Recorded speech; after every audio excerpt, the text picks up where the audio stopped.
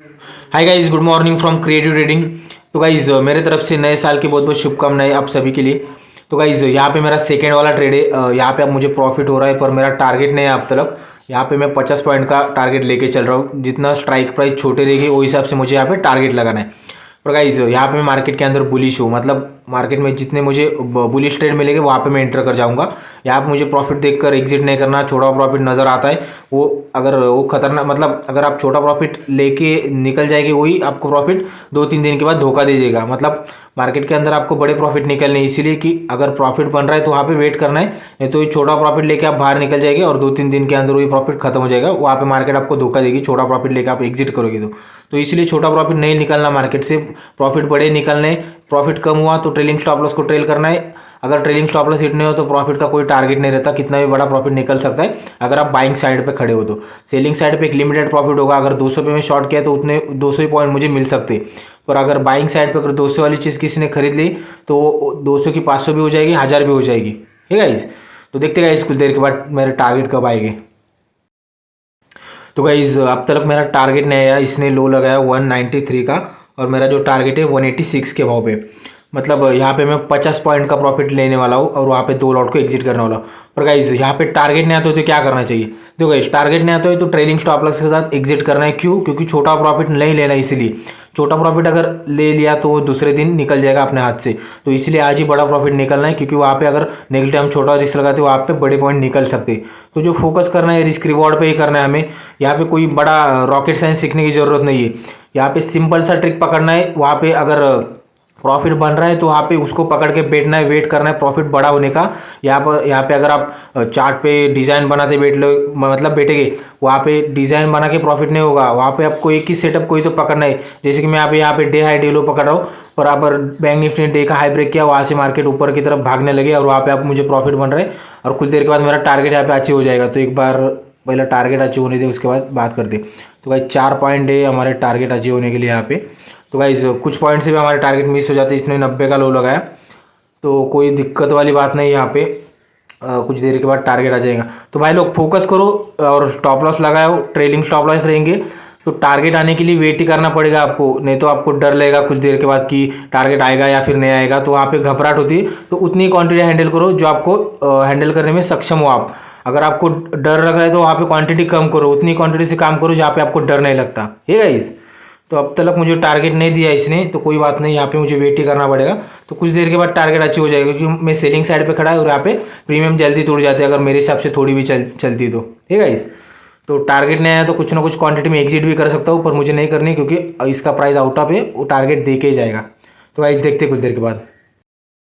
तो गाइज वहाँ पे मुझे एग्जिट करना पड़ा। पर गाइज यहाँ पे देखो, इसने लो लगाया था 180 का और मेरा टारगेट नहीं आ रहा था वहाँ पे, तो तभी मुझे एग्जिट करना पड़ा। उसके बाद मार्केट पलट भी गई थी, एक बार चार्ट भी दिखा था यहाँ पे। तो चार्ट देखो यहाँ पे मार्केट पलट गई, इसने तभी लो लगाया था 190 का और मेरा टारगेट था 186 का। तो फिर से जब मार्केट पलट गई तो यहाँ पे मैं एग्जिट कर दिया। वहाँ पे मुझे बड़ा रिस्क नहीं लेना था। जब मुझे इसने बड़ा प्रॉफिट दिखाया तो प्रॉफिट मुझे हाथ से जाने नहीं देना था। वहाँ पे कुछ क्वांटिटी में एग्जिट करता था, पर यहाँ पे मुझे एग्जिट करने को मिला ही नहीं मौका। अगर मेरा टारगेट आता तो मैं एग्जिट करता, पर नहीं आया तो मुझे यहाँ पे एग्जिट करना पड़ा 3000 का प्रॉफिट में। पर मेरा जो टारगेट था, प्रॉफिट टारगेट था 3700, मतलब 50 पॉइंट का प्रॉफिट में। पर यहाँ पे मुझे 50 पॉइंट का प्रॉफिट नहीं मिला, 40 पॉइंट का प्रॉफिट एवरेज प्रॉफिट बना है। पर कोई बात नहीं, यहाँ पे मैं कन्वर्ट किया है इंट्राडे पोजीशन में। मतलब यहाँ पे मैं 2 लॉट मतलब तीनों लॉट एग्जिट किया।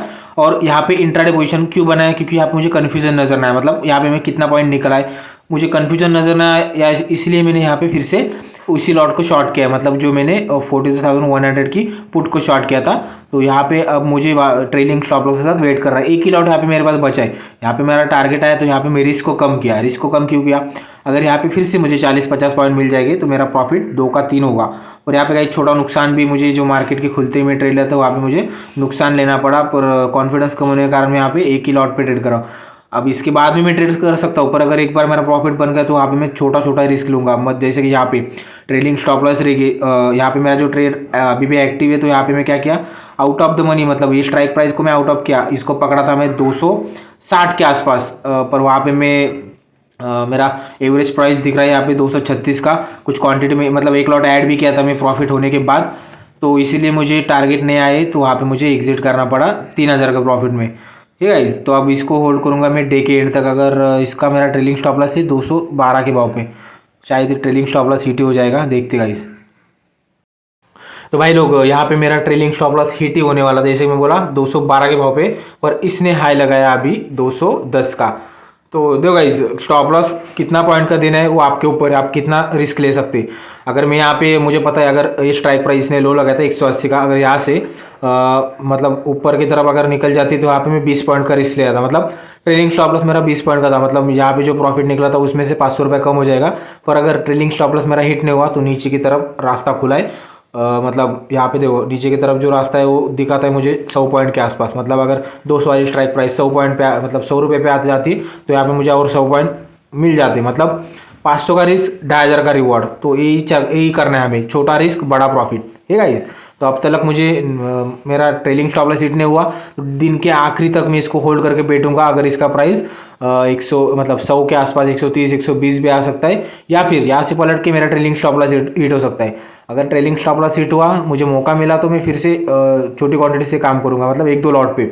जैसे मैं 3 लॉट पे काम करता हूँ तो मुझे रिस्क कम लेना है। जब एक बार प्रॉफिट बनता है तो वहाँ पे उस प्रॉफिट को लॉक करना है, छोटा रिस्क ला के बड़े पॉइंट निकलने की कोशिश करनी है। अगर मेरा ट्रेलिंग स्टॉप लॉस हिट नहीं हुआ तो डे के एंड तक मैं इसको वेट करूंगा। लो मतलब डे के एंड तक इसका प्राइस लो पे क्लोज होने का वेट करूंगा, ठीक है गाइस। तो गाइज जो एक लॉट बचा था, मैं बोला कि एक लॉट को इसको होल्ड करूंगा, तो इसने अभी हमें प्रॉफिट देना चालू किया है। एक ही लॉट बचा है, यहाँ पे मैं कन्वर्ट किया है कि इंट्राडे पोजीशन, मतलब यहाँ पे मुझे कन्फ्यूजन नजर ना आए। तो यहाँ पे आप जैसे मैं बोला, यहाँ पे हमारे नीचे की तरफ रास्ता खुला है और इस स्ट्राइक पर हमें प्रॉफिट देना चालू किया है। तो देखते guys end of the day कितने पे क्लोज देता है। देखो गाइज, मुझे नहीं पता मार्केट कहाँ तक जा सकती है, कितना बड़ा मुंह दे सकती है, पर मेरे हाथ में लॉस की लिमिट है। अगर लॉस की लिमिट खत्म होती है तो मैं वहाँ पे अपना दुकान बंद कर लेता हूँ। पर अगर लॉस की लिमिट खत्म नहीं हुई, प्रॉफिट के अंदर है, तो मैं प्रॉफिट का रिस्क ले सकता हूँ। पर अब यहाँ पे मैं ऐसे कंडीशन पे एक लॉट जो बचा है ये मुझे मतलब बड़े पॉइंट दे के जाएगा और यहाँ पे मैं प्रॉफिट बड़ा ही निकल सकता है। पर गाइज मार्केट है कभी भी पलट सकती है, बैंक निफ्टी है, आपको निकलने का मौका भी नहीं मिलेगा। कभी आप स्टॉप लॉस लगा के काम करो, इसलिए क्योंकि अगर स्टॉप लॉस सिस्टम पर नहीं हो गया तो आपको निकलने का मौका नहीं देगी। तो इसलिए, और एक बार इंट्राडे ट्रेडर हो तो आपको कैरी फॉरवर्ड पोजीशन नहीं बनानी।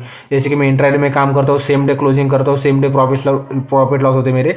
पर अगर एक इंट्राडर है, अगर नुकसान होने के बाद डिसिप्लिन ट्रेडर का मतलब क्या होता है, अगर मैं डिसिप्लिन के साथ मार्केट के अंदर उतर रहा हूँ, मतलब स्टार्ट ऑफ द डे, तो वही प्लान मुझे दिन के आखिरी तक रखना है। अगर एंड ऑफ द डे मुझे नुकसान हुआ तो वहाँ पे मैं नुकसान की रिकवरी के लिए कैरी फॉरवर्ड पोजीशन नहीं बनानी कभी भी, ये सबसे बड़ी गलती।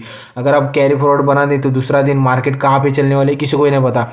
अगर गैप अप गैप डाउन बड़ा हुआ तो वहाँ पे नुकसान होने के बहुत हायर चांस होते। तो इसलिए इंट्राडे ट्रेडर हो तो इंट्राडे के अंदर ही काम करो, सेम डे क्लोज करो, इंट्राडे की पोजीशन कैरी फॉरवर्ड लेके नहीं चलनी है गाइस। तो गाइस देखते हैं एंड ऑफ द डे इसका प्राइस कहाँ पे क्लोज देता है, या फिर यहाँ से मार्केट पलट जाती है और ट्रेडिंग स्टॉप लॉस के साथ हम एग्जिट कर जाते हैं। तो गाइज बैंक निफ्टी पलट गई थी और वहाँ पे मुझे नुकसान लेना पड़ा। पर गाइज यहाँ पे देखो, अगर मुझे एक बार इसने प्रॉफिट दिखाया 3-3.5 हज़ार के आसपास, तो उसके बाद मुझे नुकसान नहीं लेना है। यहाँ पे एक तो यहाँ पे 1 रुपये में मार्केट को दूंगा नहीं, पर यहाँ पे छोटा प्रॉफिट लेके एग्जिट करूँगा। क्योंकि वहाँ पे अगर इसने एक बार मुझे प्रॉफिट दिखाया 2-2.5 हज़ार के आसपास, तो वहाँ पे मैं कॉस्ट पे एग्जिट कर दूंगा अगर मेरे नुकसान छोटे छोटे नुकसान होते तो, ठीक है गाइज।